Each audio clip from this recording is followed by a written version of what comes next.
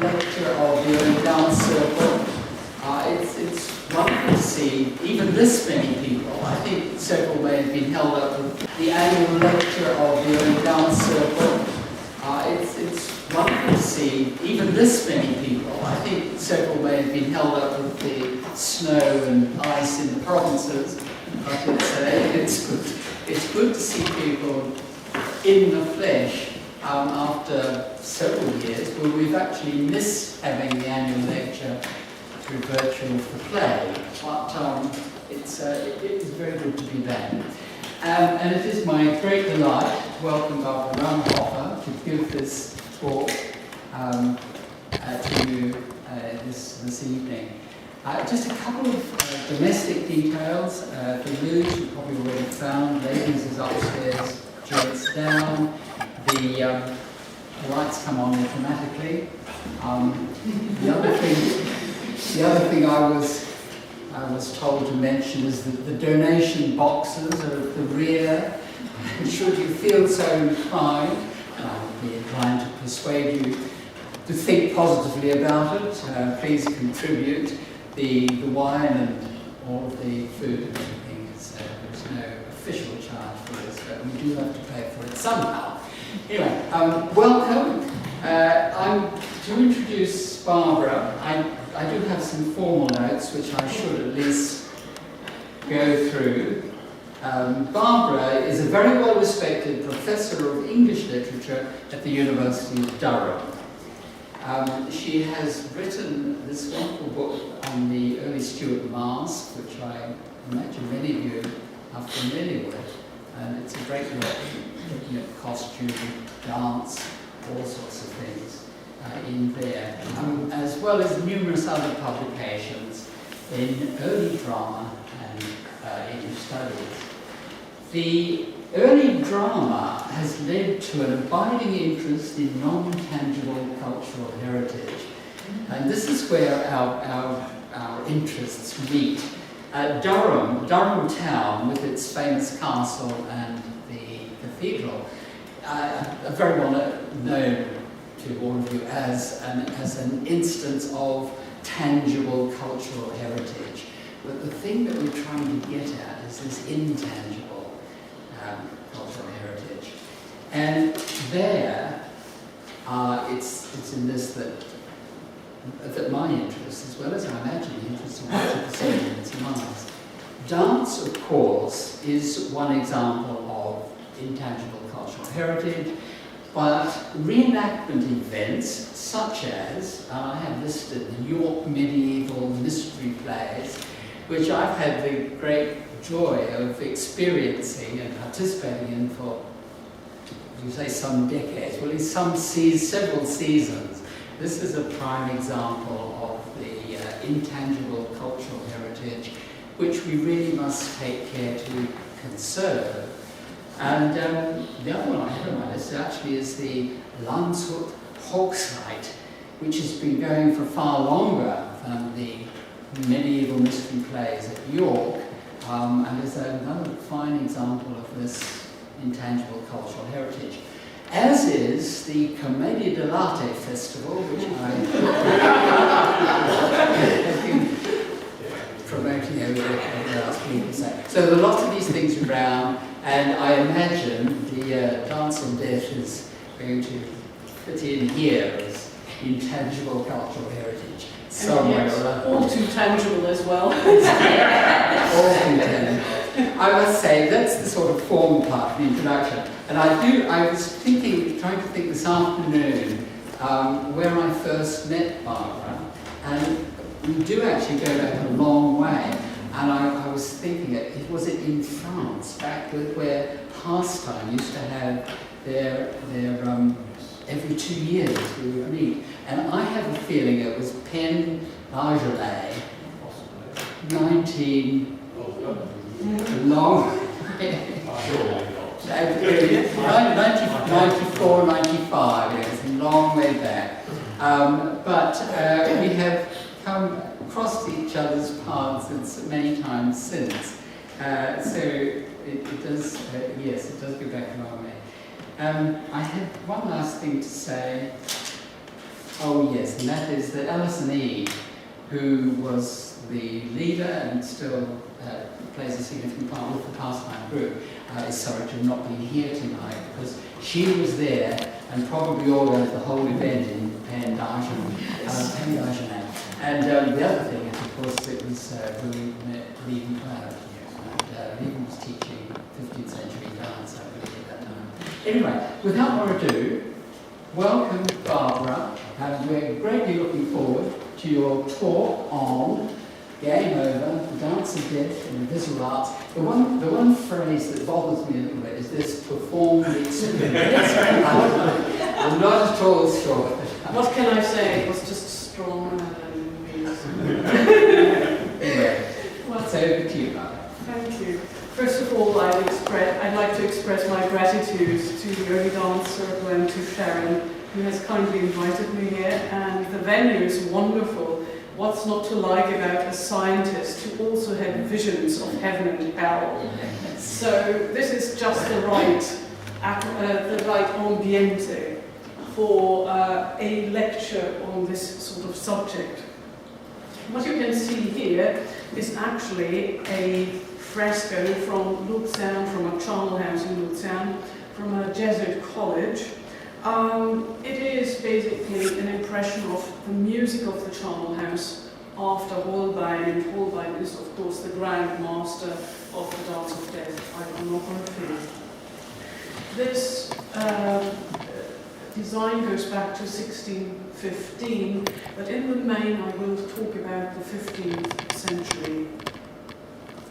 The Dance of Death was a phenomenon that emerged in 15th century visual culture and endured for centuries all across Europe. Dance historians, art historians have talked about the international Gothic, by which they probably mean the European Gothic. But you can see that the Dance of Death was pervasive in its impact. You find visual examples in England, Spain, Italy, France, Germany, Switzerland, Slovenia, the Baltic states, Scandinavia, and Poland. It's all over the place. And usually you can see the Grim Reaper dragging people of all ages and classes and social stations off in a reluctant dance. That is, the Grim Reaper is very keen, but not so much. The partner. And this is a popular subject in engravings and woodcuts, wall paintings, but also in poetry. Very often the Dance of Death is also imagined in a verbal, in a textual way, and I'm hearing from Tamsin that there are a lot of Dance of Death. There's also Dance of Death music, and there are many songs, Dance of Death music and songs, which I'm eager to explore on a different occasion. But we are, at the moment in the scholarship, divided on whether these early images ever translated into performance or whether they reflect performance practice.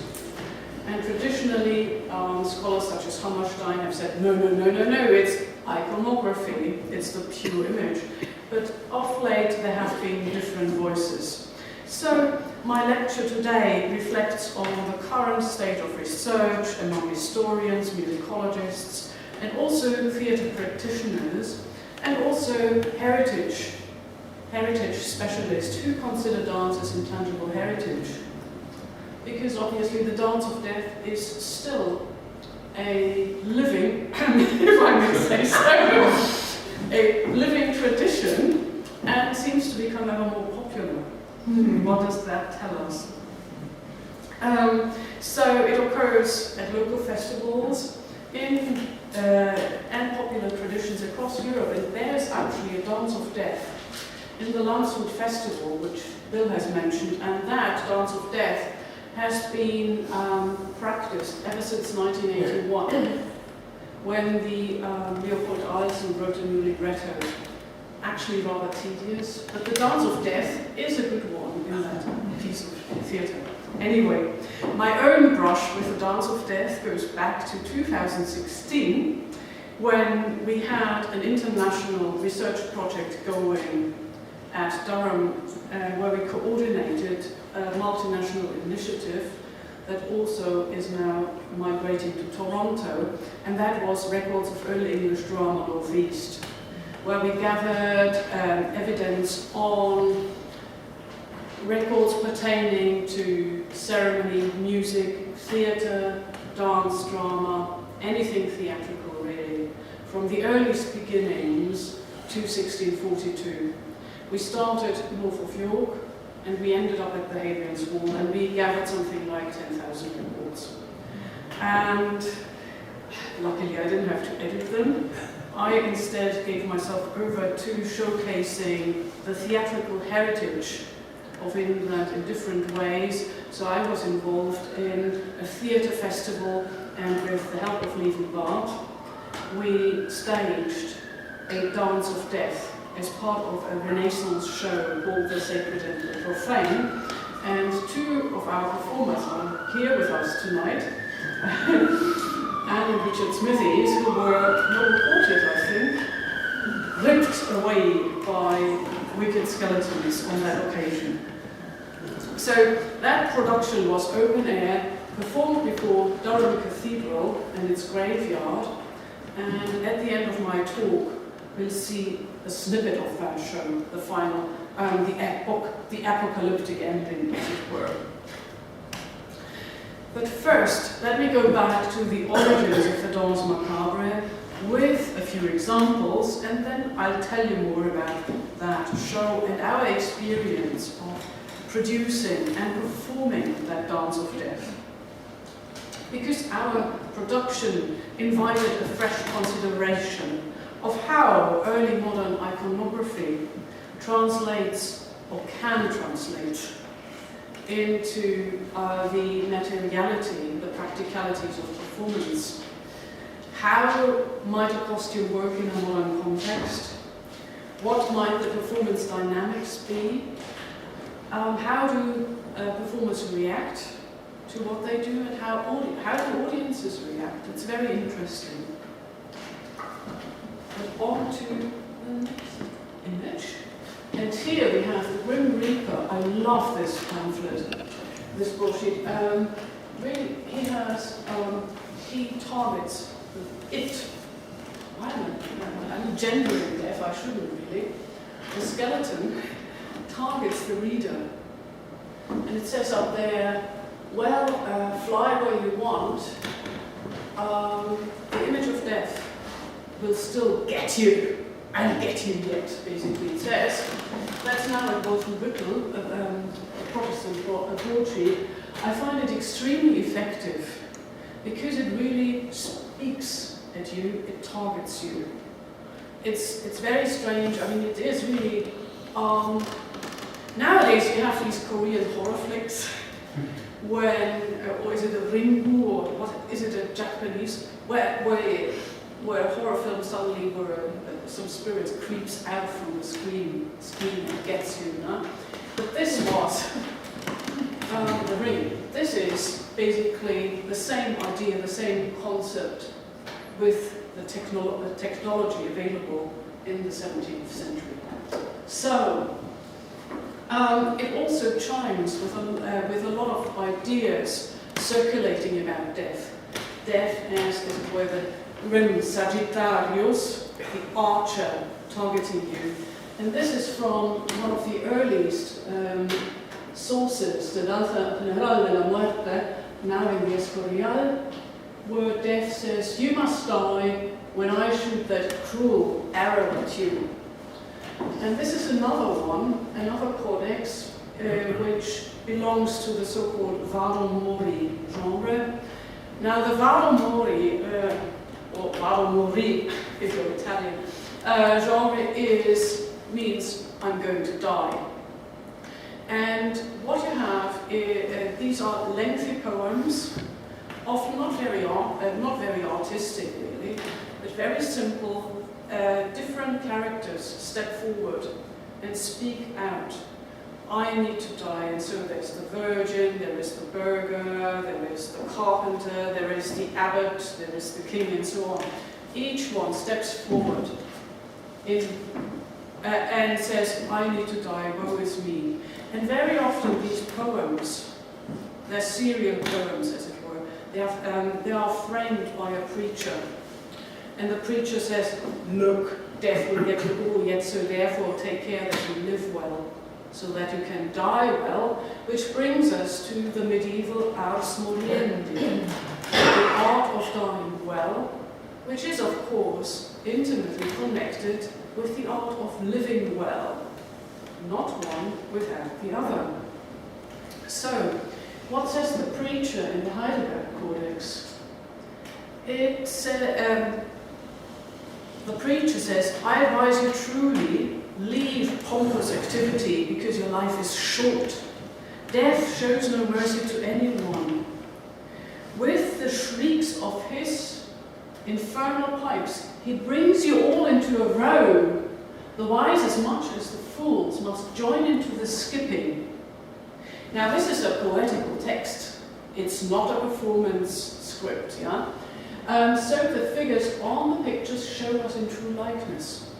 Several interesting things here. Infernal pipes. It reminds us a little bit of the legend of the Pied Piper of Hamelin. Yeah? Or people who just need to start moving whether they want or not. Sort of demonic music drawing you in. He brings you all into a row. So there is the idea of a visual, a dynamic flow of people, a choreographic arrangement, as it were, must join into the skipping, so it's lively, or maybe halting. People don't want to, and yet, sorry, I'm getting beyond myself here. Let me not skip. So the figures on the pictures show us in true likeness. Now, what does he mean by that, the preacher? So the pictures show us. So it means that there is a reading community or a listening community, listening to a preacher, who know what he's talking about and who have seen that sort of fresco or have seen it in a fresco. So, and this is a very, very famous fresco that was the Tallinn fresco after Ordeval, sometime produced in the 1460s. And this is in a church, and it's modeled after an earlier dance of death in Lübeck.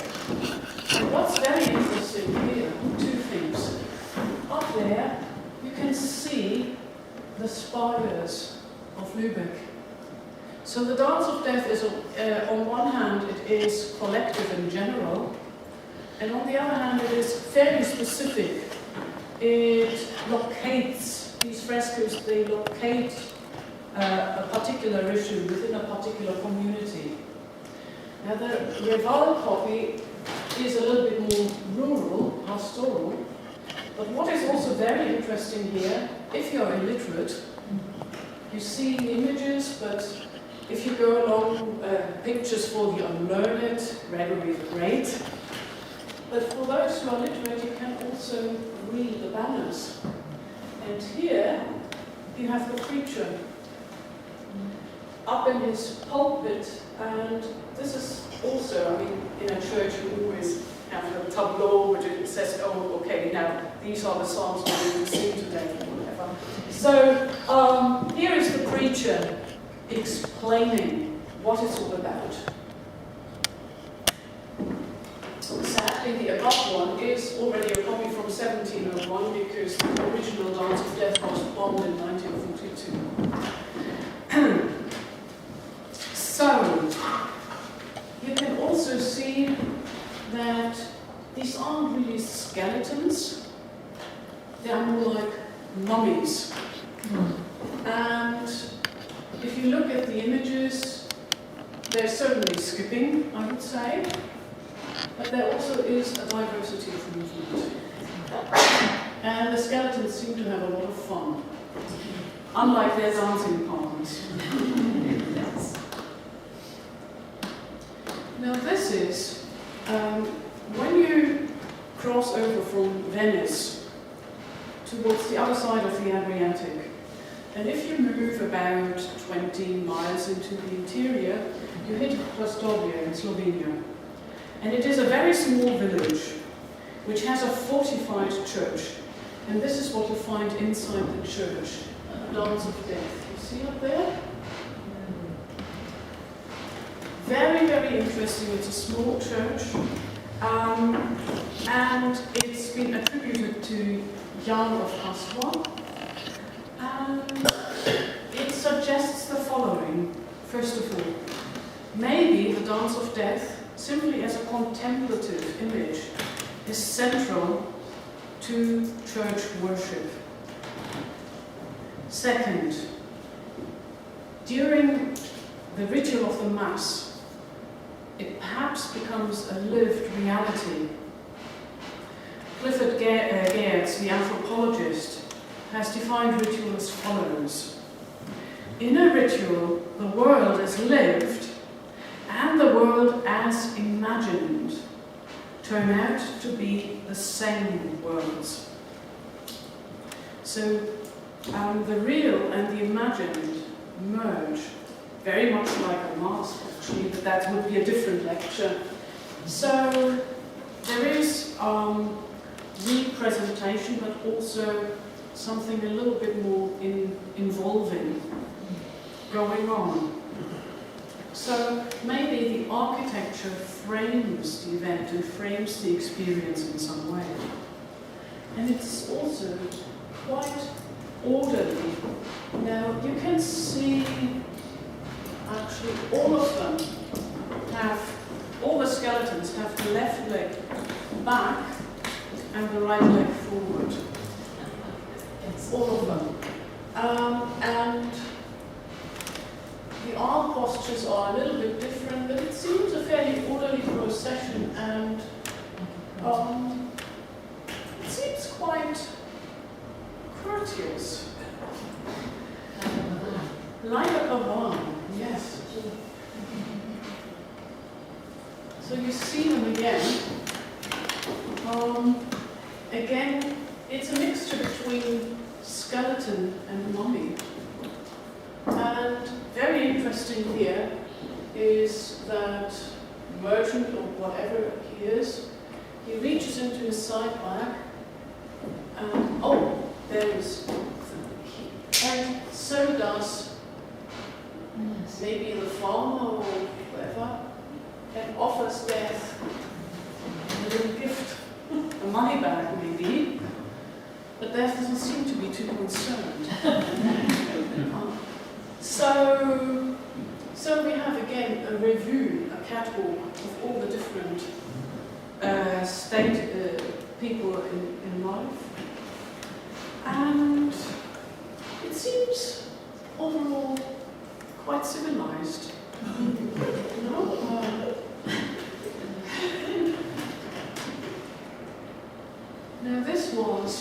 Now this is Clusone. Clusone is north of Milan. Sorry, I've put this photo on top of the Lake Garda.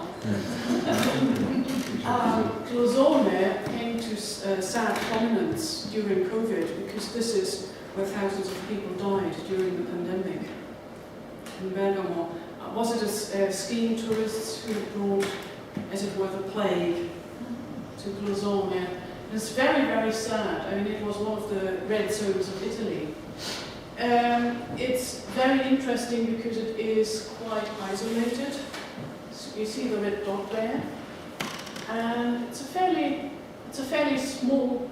This is a discrete town with a lot of 15th, 16th century architecture, and it's particularly interesting because of the frescoes outside.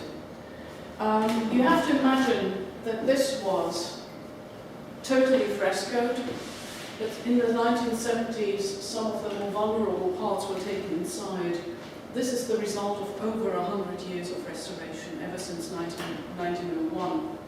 But what's still outside is this, and it is a tripartite fresco going back to 1485. Death triumphant, There is the last judgment with the hellmouth here. And here we have another dance of death. And here is Mount Calvary, and here you would see lots of other skeletons.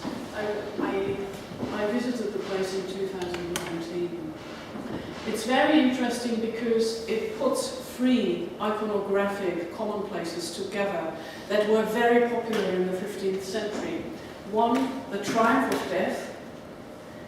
Two, the final judgment, the last judgment. And three, the danse macabre, the danza macabre. If I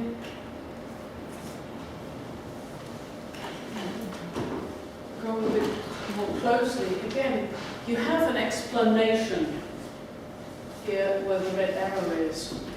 And what it says is, Oggi che serve al Dio del buon cuore, non avere paura a questo ballo venire, ma allegramente viene e non temere. Poi chi nasce, egli conviene morire. So, O you who serve God out of the goodness of your heart, don't be frightened to come to that ball, but come merrily or be relaxed, allegramente. Do not fear, given that, I mean, who's born ultimately has to die too. That's just the way. So here again we have a fairly orderly procession. It might signify a certain preparedness for death. And it's also very interesting here to see the dynamic contrast. It's a bit like Rastovlia, and here on top we have Death with his, archers, killing off all the noblemen and princes of the church. Actually, in the coffin lies the Pope. It was commissioned by a mendicant order, so the White Friars, the Oratorio dei Disciplini, and they had this pledge of poverty. And in the 15th century, when you think of the Franciscans and minarets, and they would endorse a poor church. So it is also, in a way, a satire, or possibly an attack is perhaps too much, but it's a critique of the richness of the church establishment. And see how they cringe, how they offer their money bags again, and Death is just not interested. Death actually says, if you read the banners, I'm the equalizer.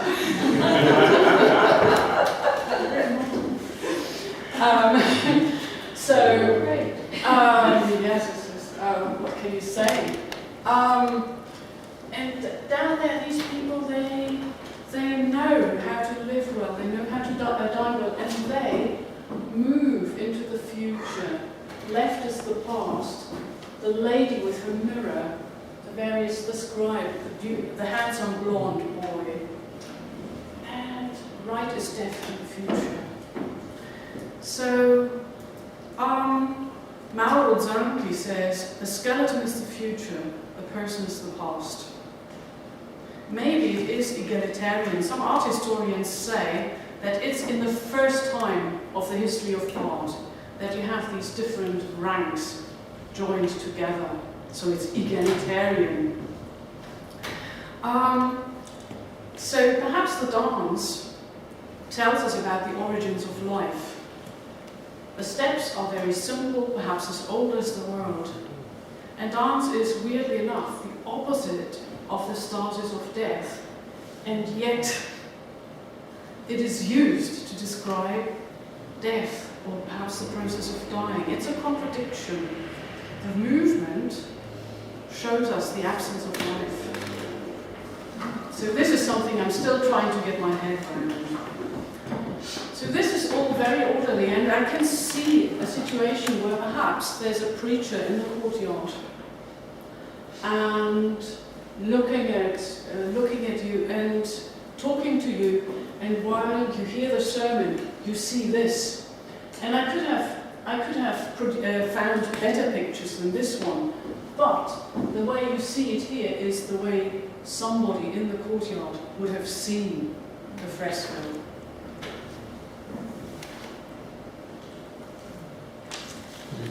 Now this, so far we've just talked about frescoes. But of course, the Dance of Death also translates into print. And there are German and French traditions. And art historians believe that the German and the French tradition tends to be a little bit more nasty, violent, satirical. And there seems to be a little bit more tension. And this is the first on the left. It's Guillaume Marchand's version of the Grand Danse Macabre, based on basically the Cimetière des Alençons. In 1425 there was a famous Dance of Death that was painted in the Cemetery of the Innocents in Paris, on the walls in the cloister. And as you walked, you would probably see arches like that, and you would see figures similar to that, or at least that is the theory, because this is how the Dance of Death has survived in print. It was actually destroyed in the 16th century for hygienic reasons. The cemetery basically was overcrowded. So Guillaume Marchand produced the first woodcuts, which shows these scenes from the Dance of Death. And this one is probably from the 1490s here. But later on, from 1491, we also get a sense of equal opportunity, because here it's men and children, and it's male figures, and here we have a Dance of Death for women. So a freshly wed lady and a pregnant lady here.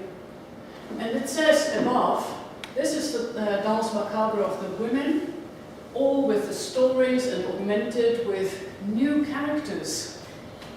And lots of moral teachings to explain in Latin and in French. Very interesting. So it's not just for the learned, it's also for people who only understand the vernacular. How to live well so that you can die well.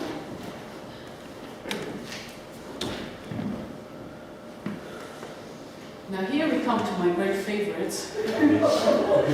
Jacob Meinbach, a printer, an artist active in Mainz. Well, Mainz is one of those places in the Rhineland where they do the annual carnival.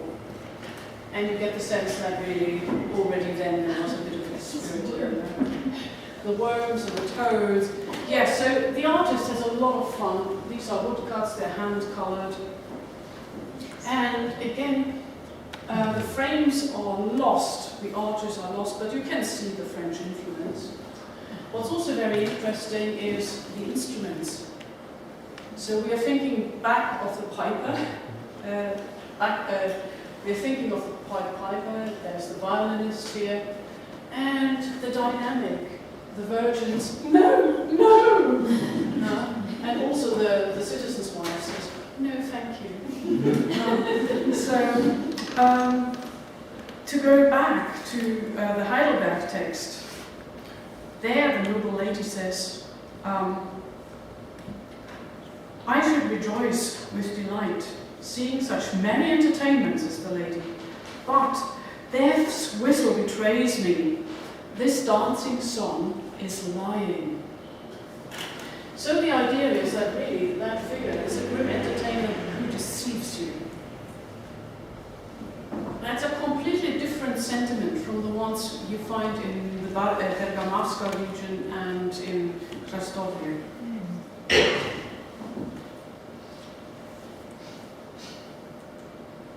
And here is another copy by Meidenbach, Death and the Child. And here again, note the very interesting nexus between the toy. This time it's not an instrument, it's a toy, a wind thing. A winner. a windmill, sorry. Windmill is something else. Windmill. And you don't know whether the scared death lures the child with the windmill or whether it's taken away the toy from the child.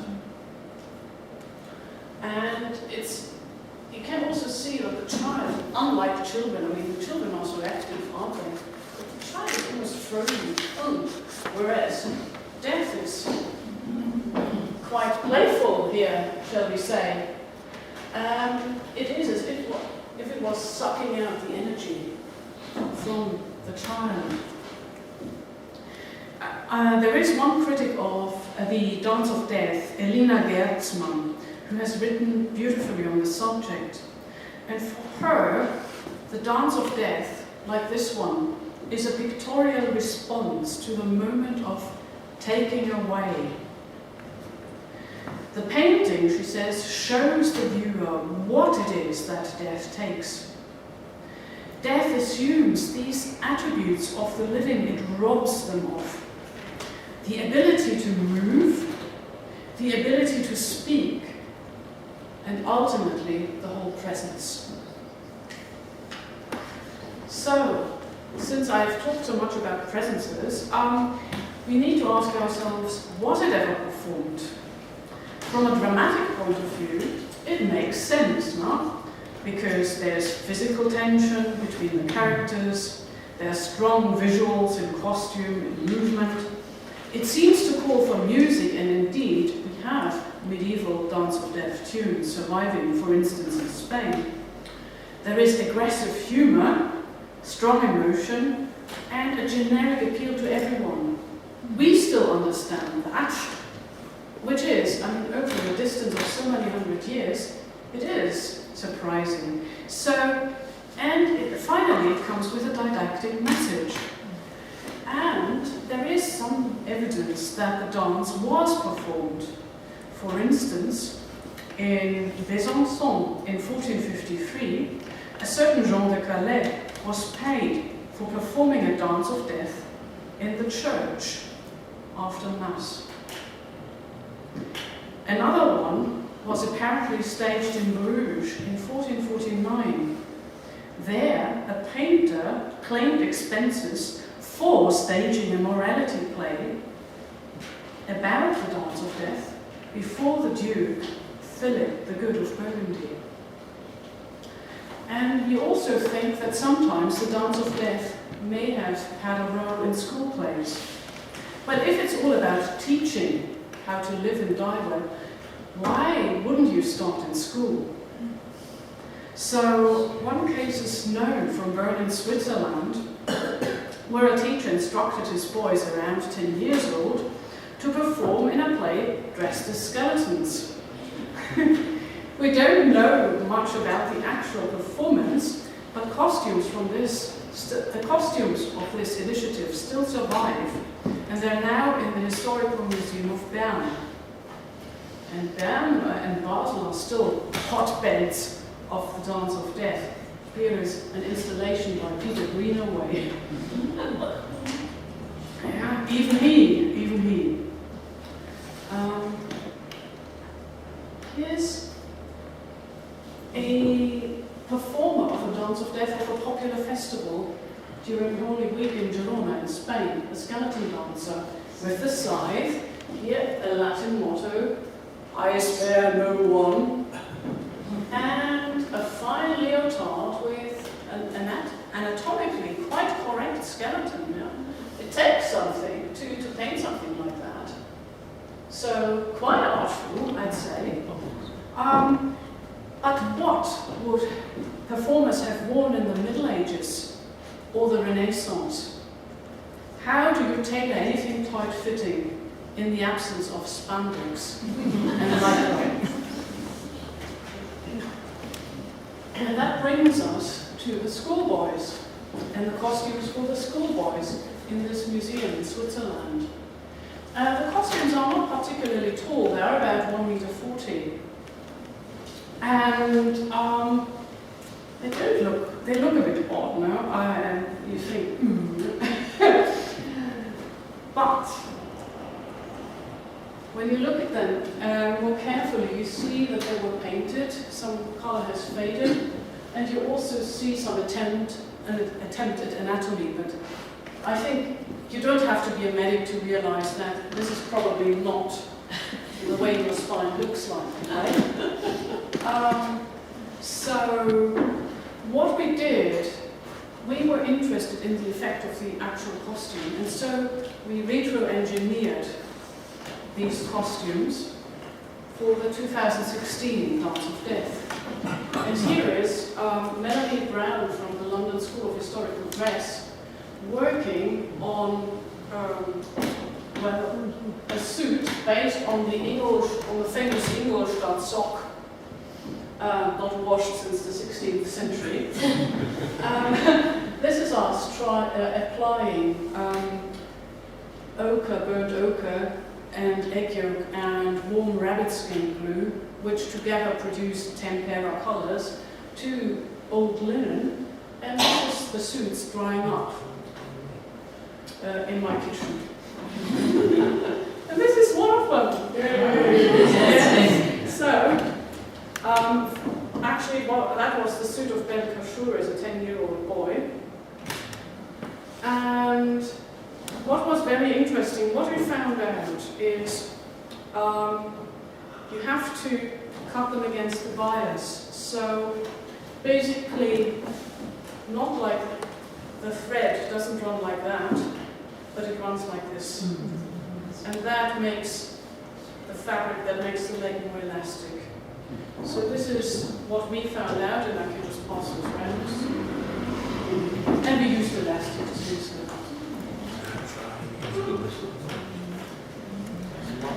Now, some of you will recognize that dancer who tries the capriole, supporting himself between chair and table. And here we have more skipping, and here we have death from the Hexham panel. So death engaging a cardinal, 1500s painting on the choir stalls of Hexham Abbey. What is very interesting here is, again, the hand contact, which normally would be used for socializing in a farandole. You take hands to create a community. Here it's the opposite. And here we have, and if you think of courtly dancing, usually you just have one partner. Courtly choreographies, okay, there are some theatre dances where you basically give each other a hand, but it's short, whereas this seems to be the default option. So it is perhaps also anti-courtly movement register here.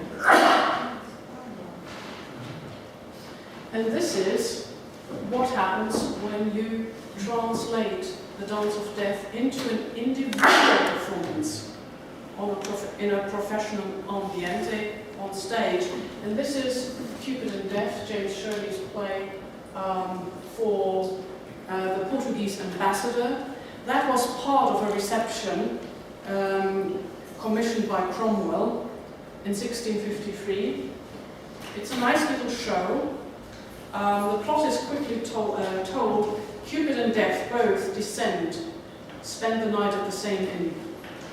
So basically, the Death is served a toad pie and a bowl of blood, and he's happy with the meal and says to the host, "You may live." And then, during the night, the mischievous Chamberlain exchanges the weapons of Cupid and Death. And so next morning, when they go out about their business, Cupid kills all those young, hopeful lovers, whereas Death suddenly rejuvenates and revives all those who are old and sick. So, this is the music score by Matthew Locke. We don't have the choreography, but what is very interesting here is it is for an individual performer, and it is so it's quite skipping, quite jumping, quite jolly, no? So is it again a critique maybe of a decadent form of courtly entertainment. It does not take itself so seriously. Anthony Rowley has called Cupid and Death the first English comic opera. Why on earth do you have death in it? Yeah. And so we come to the end of my presentation. You will now see 5 minutes or so from our own Dance of Death on Palace Green in 2016. What you see first is the so-called Bone Queen and her cardinal. From the front, she terrorizes her court, and the courtiers seek to entertain her with lots of dancing, and then she commands the Black Almain, which was danced at the Inns of Court, and the courtiers dance the Almain. It's very simple, and they have a nice little chat, and then she turns slowly around, and on the back she's a grinning skeleton. She is like Dame Vanitas or Dame World. You find that in Renaissance and iconography as well. And then you have these skeletons skipping on stage and dragging the performers off. And for that we used the Libre Verme Ad Mortem Festinamos. It's a medieval Spanish tune. So you can see we were not interested in proper reconstruction. It would have been impossible. But we were having a little bit of fun here. So without further ado, I think I ask Miles to work his wonder and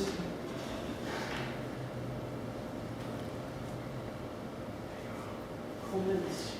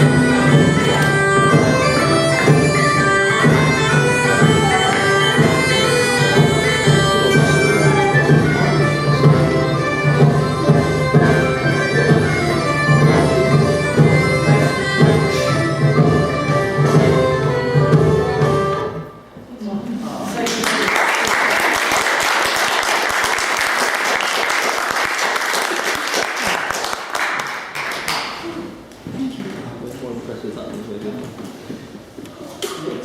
extraordinarily sort of revealing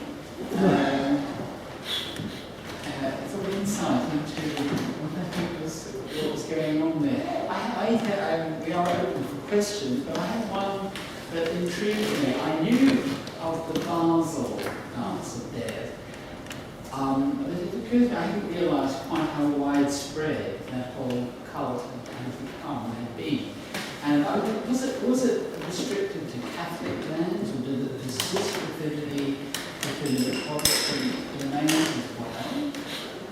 That is the interesting question, isn't it? I mean, in Britain, the dances of death were painted over and sometimes only retrieved after restorations.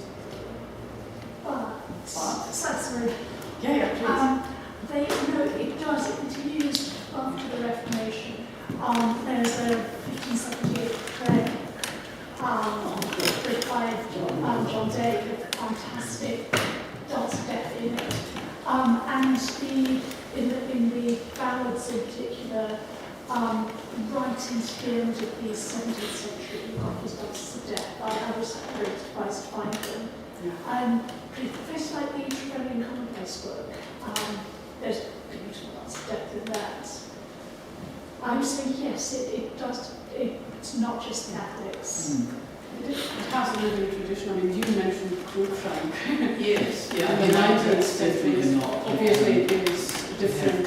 It's a different medium. Well, it's that's Yeah. sounds different.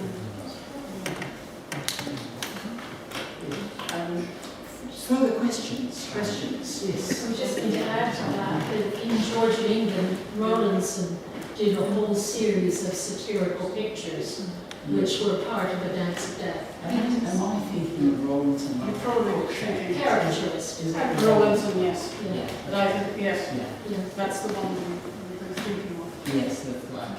A squire in full pursuit of the fox. And Yes. is it death in the full pursuit of the squire? And there's quite a lot of text that associated with it, rather satirical Yes. discussion. So yes, that one is well connected to Protestant post-Reformation.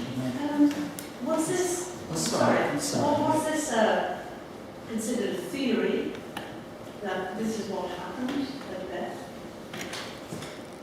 Or was it a form of control? Was it seen as a way of controlling the population with fear of death? And this is what happens if you don't live a good life. Is it both, isn't it?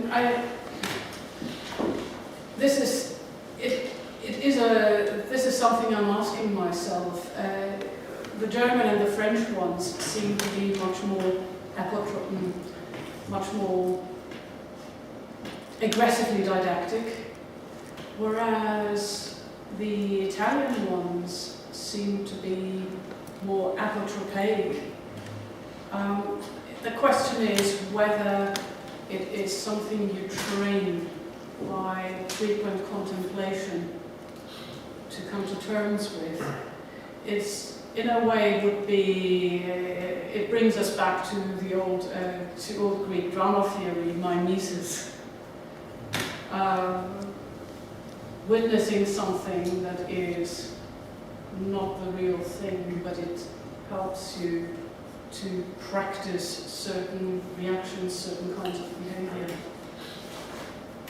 I wonder, would you say that's an aesthetic motive that probably comes from the Black Death? Or do we have evidence of it before that? Just like that?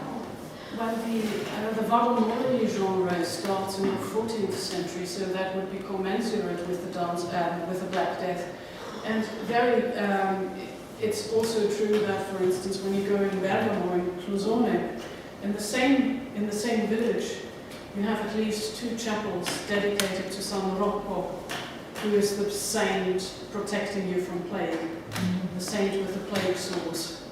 So, and it's very interesting that this oratorio where the fresco was painted also worked as a makeshift hospital during epidemics.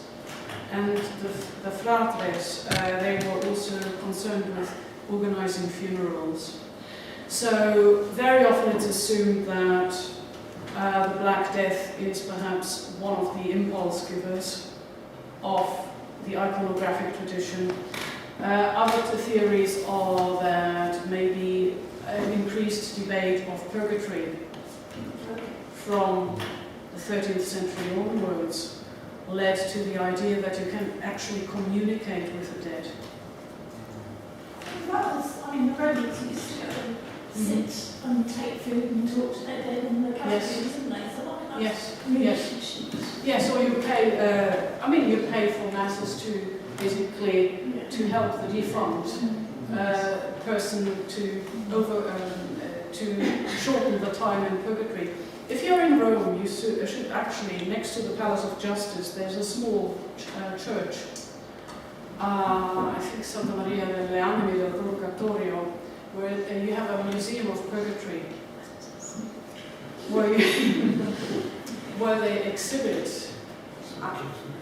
They exhibit, for instance, night shifts of a nun, the night shift of a nun, with a scorched mark of a hand there.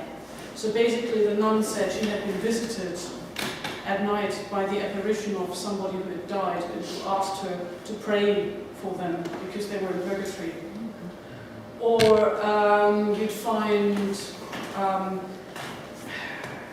later on you'd find banknotes, you can see that. You'd find burned, singed at the on the side with instructions, written instructions to pray for X or Y.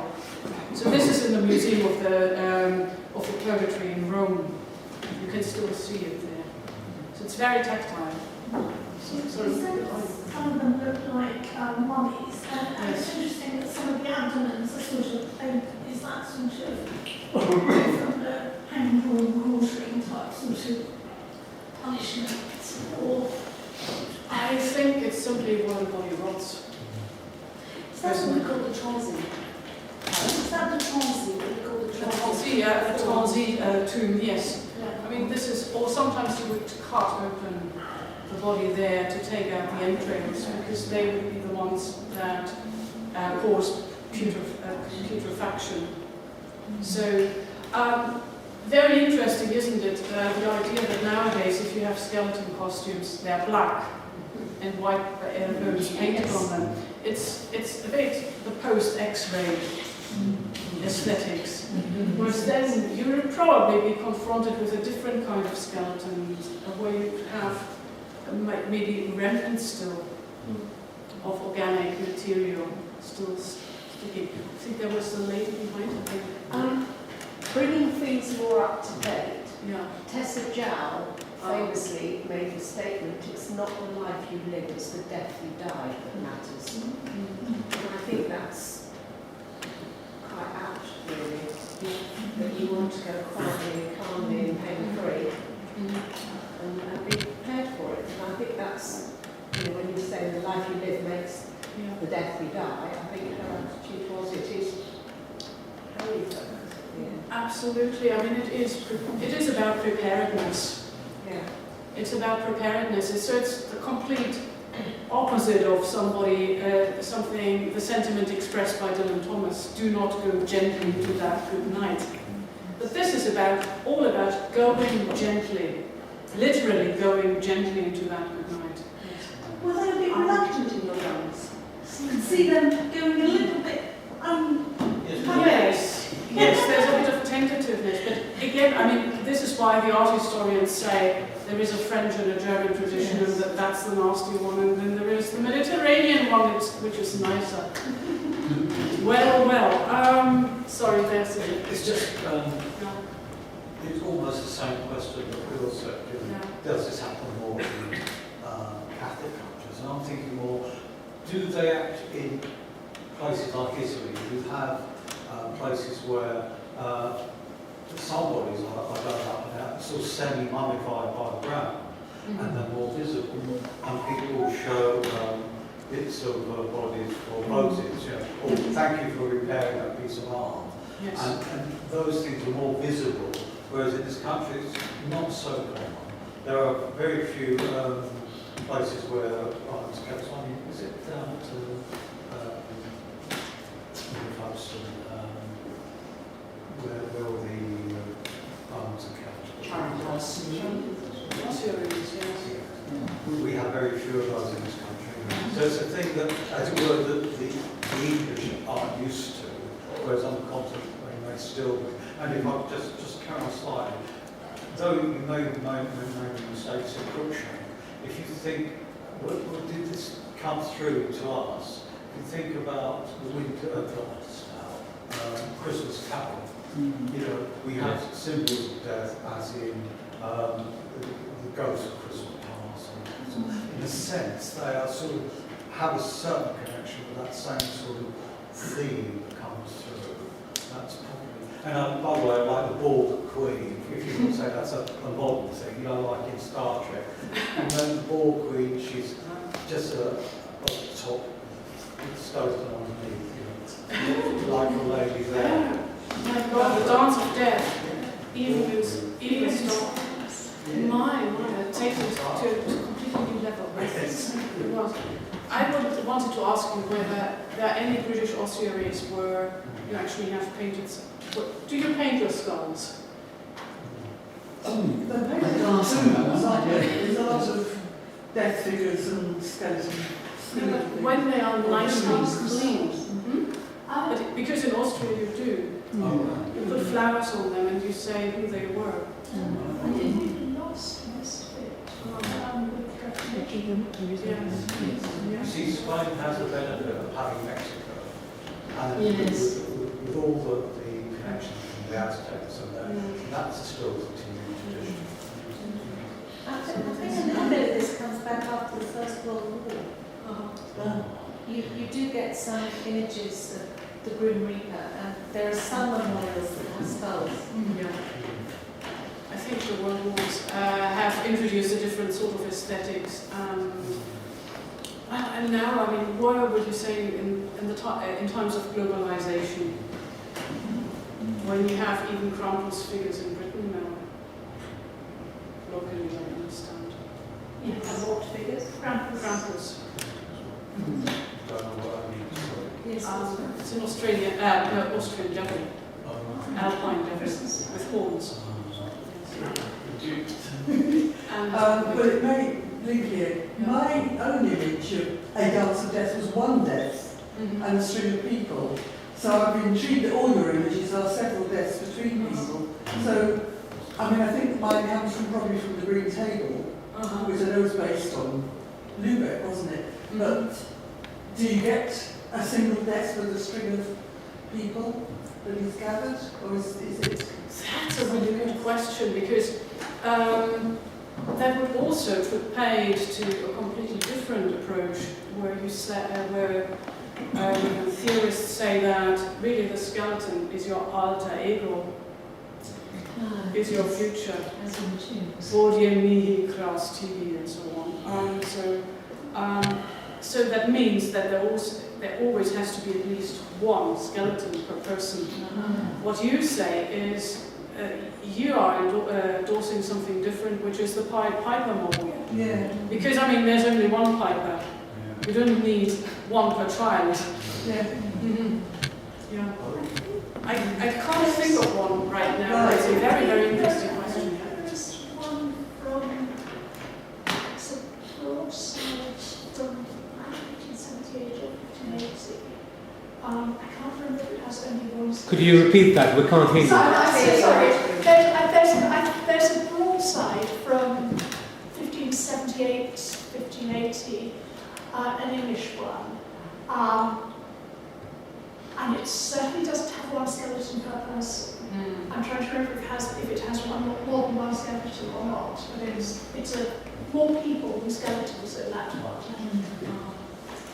I'm just going to mention one English tradition that we don't know exactly when it restarted and things and where it, what the basis is, but the Mother's Place that we have around Christmas, which is no skeletons involved, but everybody dies and gets brought back to life, and that's the whole point.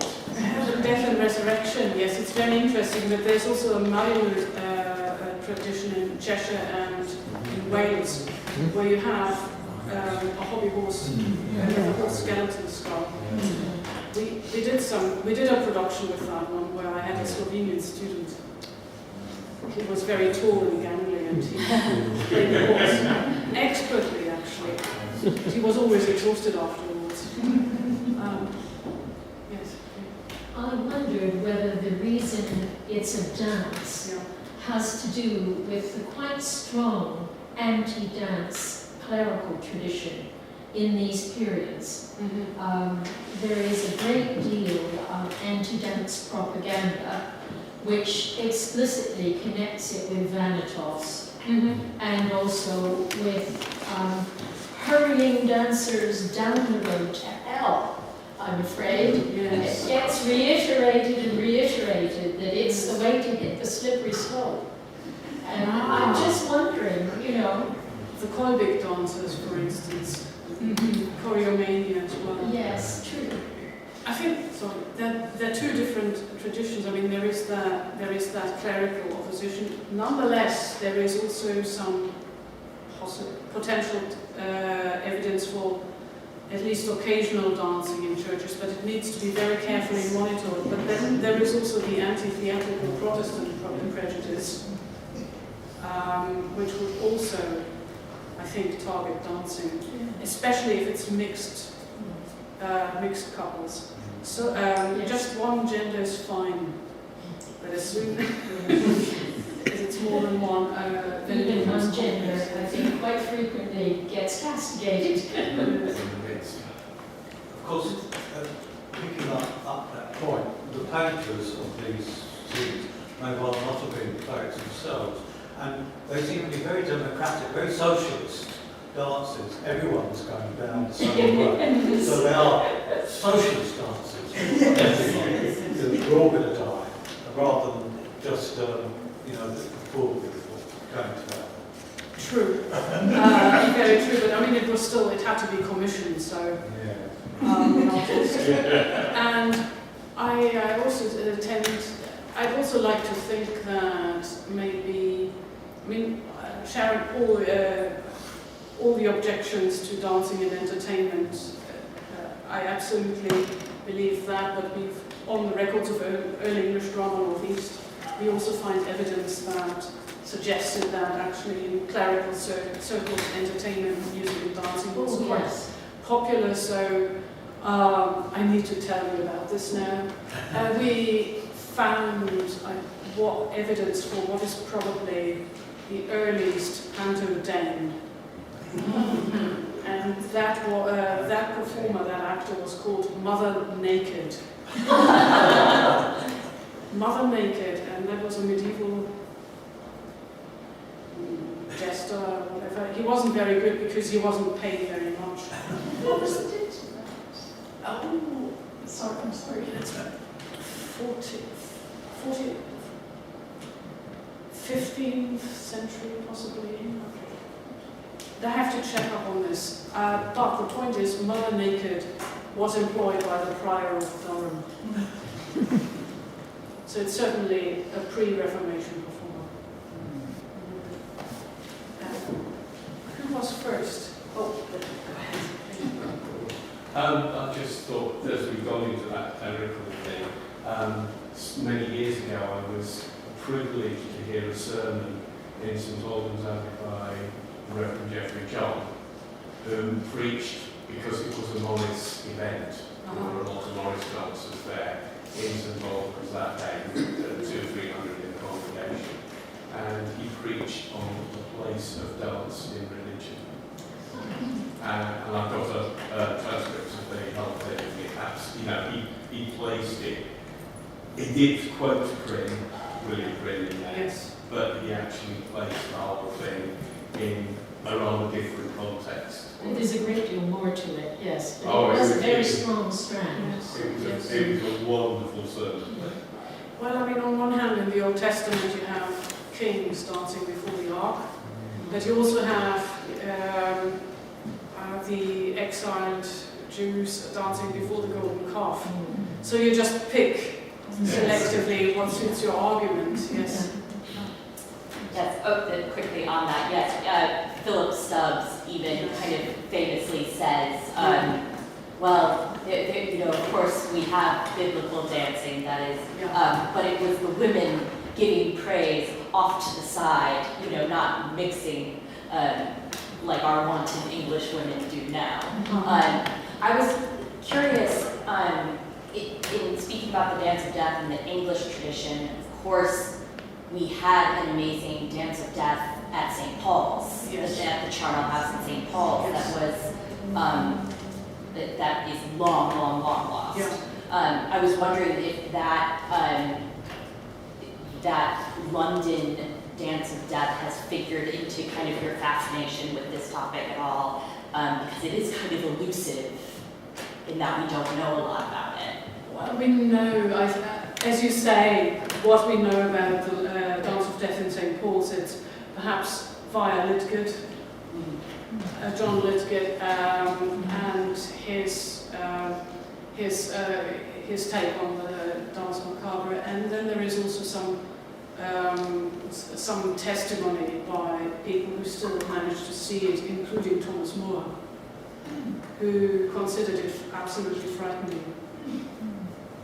So, yes, I mean, it would be very, very interesting. I think there are fragments also in Stratford and Coventry, I think. Yeah, Stratford has an incredible allegory of death that almost completely survives, and then the Dance of Death is incredibly faded, but lots of worms at Stratford.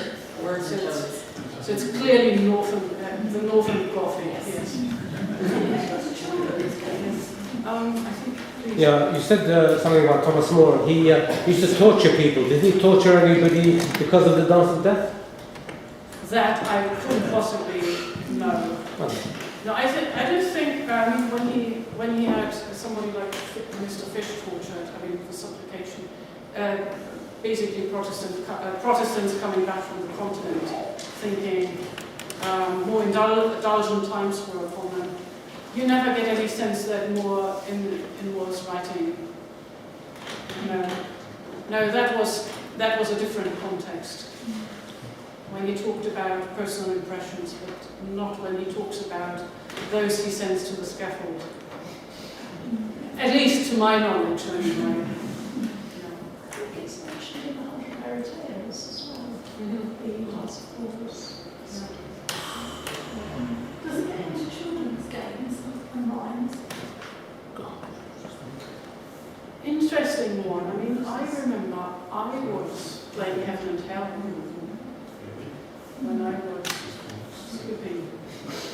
Barley Break. Barley Break. It's a game of Barley Break. As Heaven and Hell. Ring of Roses. Oh, that's yes. Yes. But it's not playing for later. It's one of those.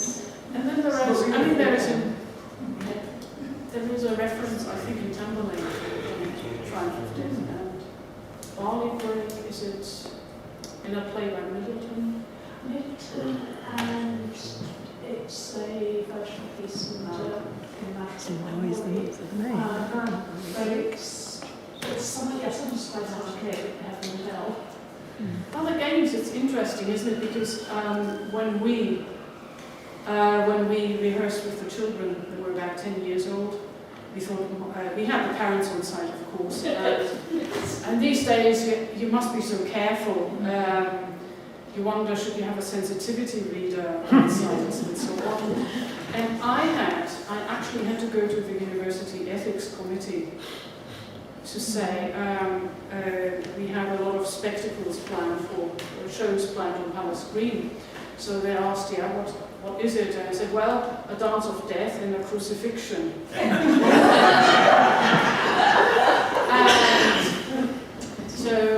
And he said, well, that's okay as long as it's properly advertised. So, meaning that, not that you have families coming up here thinking a nice family afternoon was upon them and the kids expecting Harry Potter or something. So that was it. But yes, I mean the children, coming back to the child performers, they loved it. It's about the inversion of authority, isn't it? The inversion of hierarchy. The only moment when I encountered some doubts, that was a girl who was sort of going towards vegetarianism and pet friendly, and she was worried that her suit, her bone suit, had been made using rabbit skin glue. Yeah. It's not perhaps, I mean, I know in a way it's over the top, but when you read about the children who play in Lord of the Flies, many of them suffered badly afterwards. Yeah, especially Jack, the boy who played Jack, never recovered from it. So, you know, it's not entirely outside, but what you were doing is nothing as intense as the whole feature film. No, I didn't ask anybody to kill a pig. And No. No. Or even handle any blood. No, we haven't. I think things have gone a circle because when I was 11, when I first did Nutcracker, and we were mice and soldiers with Festival Ballet killing one another, there was never any question of do you object to put visited. And if anything, Eve Pessinger, bless the woman, she's dead now, but she was a fantastic woman. You know, she used to say, you don't look like you've killed that one.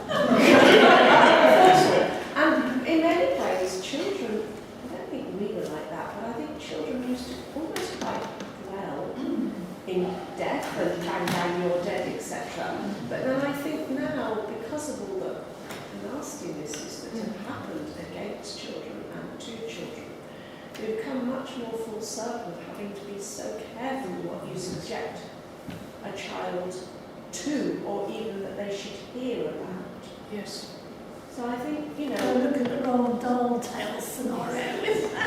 But certainly as 11-year-old, we were being brought up to be a little bit more vicious and brutal. And our generation before us were on straw paper and all those horrible things. But there's this element where it's a safe space, a dance or a performance. Well, we to are act out your darkest fears. Well, we are again. I mean, in that frame experience, as it were. Yes, rehearsing something.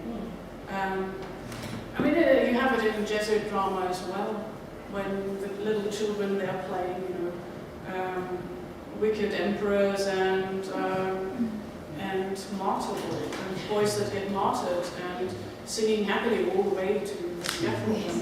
The hope being, especially if it's done in Dawei, or that will create a future generation of martyrs. Yeah. We're in the era of sanitizing cremation. We have skeletons. I see them on silent witnesses. But yeah. So yes, I agree. In fact, what I enjoyed most was the sort of celebratory aspect, that it was a dance, and skeletons seemed very happy. So I think that will be the image I will we can continue discussions over drinks and refreshment. So, Thank you all.